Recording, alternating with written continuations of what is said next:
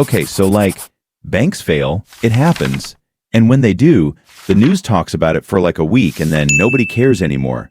But here's the thing that nobody actually talks about. The real reason banks fail isn't some complicated Wall Street thing that only economists understand. It's actually super simple, and once you understand why banks fail, you start seeing the fragility of the entire system. You start realizing how fragile your money actually is. So I'm going to break down the real reasons banks fail. Not the official explanations, not the stuff they teach in economics class, the actual mechanisms that make banks fail. And honestly, it's kind of terrifying once you see it, because it's not like banks are trying to hide the fact that they fail. It's just that nobody wants to talk about it because talking about it makes people panic. But panic aside, you should probably understand this. So let's get into it. Okay, so the first thing to understand is how banks actually work. And it's not how most people think it works. Most people think a bank takes your money, puts it in a safe, and keeps it there. When you want it, they give it to you.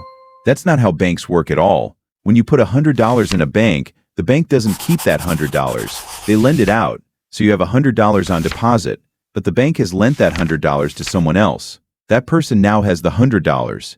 And then here's where it gets weird. That person spends the $100 somewhere, that money ends up in another bank, and that bank lends it out again. So now, there's only $100 in actual cash, but there's like $500 in deposits across all the banks. The same $100 is being counted 5 times. This is called fractional reserve banking. The bank only keeps a fraction of the money. The rest is lent out. Now, this works fine as long as everyone doesn't want their money at the same time. As long as people are gradually depositing and withdrawing, the system keeps running.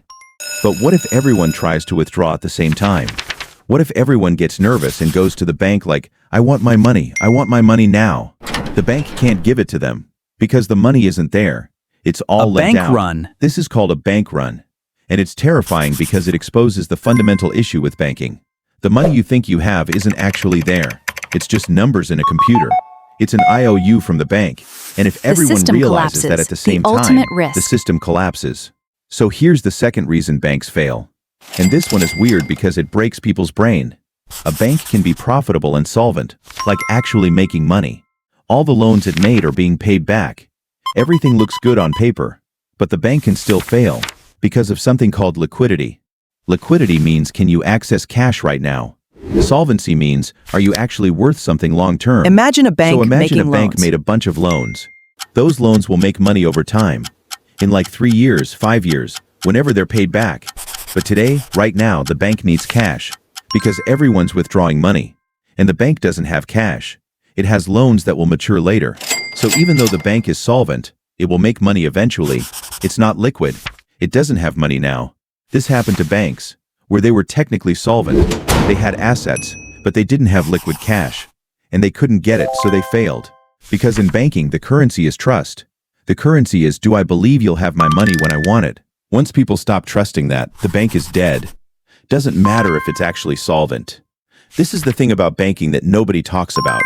A bank failing isn't about whether it's a bad bank. It's about whether people trust it. Period. If everyone trusts it, it survives. If nobody trusts it, it dies. Simple as that. So here's the third mechanism. And this is where things get scary. When one bank fails, other banks can fail too. Not because they're bad, but because of contagion. So like, imagine Bank A fails. The news goes out. Bank A is failing. Everyone who has money in Bank B, Bank C, Bank D gets nervous. Like, oh man, if Bank A is failing, maybe Bank B will fail too. So people start withdrawing from Bank B. Not because Bank B is failing, but because they're scared. Massive withdrawals from Bank B. Bank B doesn't have enough liquid cash to handle it. So Bank B fails. Now 2 banks are failing. People get even more nervous. Withdrawals from Bank C, Bank D, Bank E. Suddenly, like 10 banks are failing. Not because they're all bad, but because of panic. This is called contagion. One failure triggers others. Because banking is all about trust, and trust is fragile. People don't have perfect information. They don't know if their bank is safe or not. So when they see one bank fail, they panic. And that panic is rational, because they can't actually verify that their bank is safe. They're just trusting. This is why in banking crises, multiple banks fail at once. It's not coincidence, it's contagion. So here's the fourth thing. Information asymmetry. You have money in a bank. The bank has way more information about its finances than you do. You don't know what loans are failing. You don't know if they're making risky bets.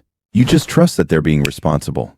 But they might not be. They might be risky. They might be taking huge risks. You wouldn't know. They might be making bad loans. You wouldn't know. So you're putting money into a system where the other side knows way more than you do. And they have incentive to not tell you bad news.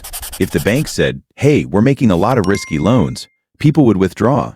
So they don't tell you. You're just trusting based on limited information. That's information asymmetry. And because of this, banks can take massive risks that you don't even know about. And then the risks blow up. The bank fails, and you lose your money. This is why bank depositor insurance exists. Because the system is so fragile that without insurance, people would panic constantly. And honestly, the existence of deposit insurance proves how fragile the system is. You wouldn't need insurance if the system wasn't fragile. So why doesn't everyone talk about this? Why is this not common knowledge?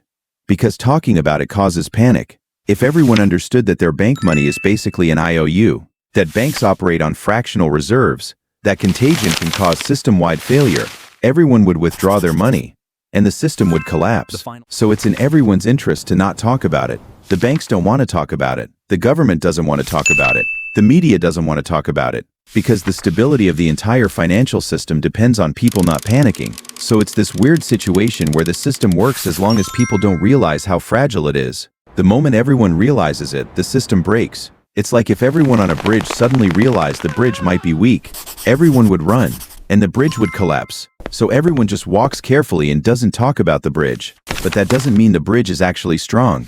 It just means everyone agreed to not think about it. So that's why banks fail. Fractional reserve banking makes the system fragile. Liquidity issues can kill banks even when they're solvent. Contagion spreads failure. Information asymmetry means you don't even know what's happening. And all of this is hidden because talking about it would cause panic. This doesn't mean your bank is definitely going to fail. The system usually Banks don't fail that often. The system is more stable than it used to be. But it does mean the system is fragile in ways that most people don't understand. Knowing this doesn't make you rich or anything, but it makes you understand reality a little bit better. Subscribe if you want to understand how the systems that actually run the world work, not the official explanations, the real mechanisms. Because once you see the system, you can't unsee it. And that changes everything.